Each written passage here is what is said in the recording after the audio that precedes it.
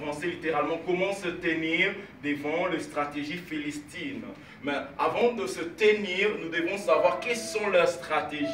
D'entre de jeu, j'aimerais utiliser les deux portions des Écritures que nous venons de lire.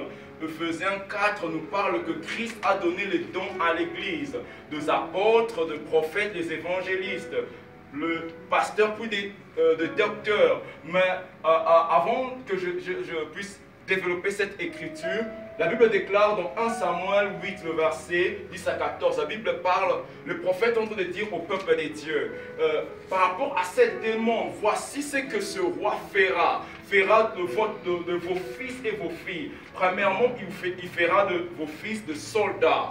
Deuxièmement, il fera de vos fils de laboureurs. Troisièmement, il fera de vos fils de fabricants ou forgerons pour d'autres versions. Quatrièmement, il fera de vos filles de parfumeuses. Et pour terminer, des boulangères et des cuisinières. Lorsque j'examine cette portion des Écritures, Samuel est en train d'annoncer un roi, mais un roi qui aura 5 types d'ouvriers. Samuel est en train de parler un roi, mais ce roi-là aura différentes sortes d'ouvriers qu'on a énuméré 5.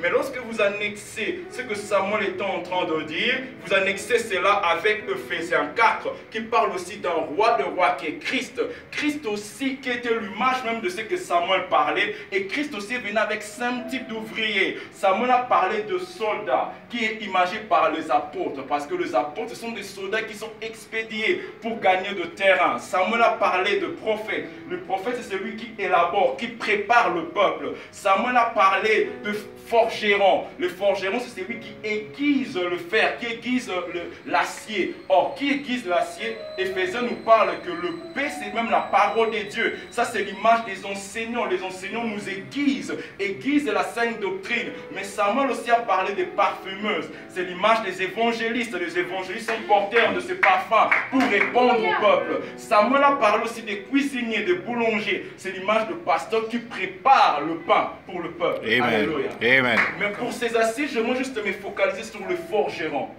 Parce que notre texte de base parle de forgeron. Alléluia. Amen. La Bible déclare que dans ces temps, il n'y avait plus de forgerons. C'est pourquoi Israël n'avait pas des épées aiguisées. C'est pourquoi j'aimerais intituler le petit terme de mon exhortation, le manque de forgerons, l'une des stratégies philistines.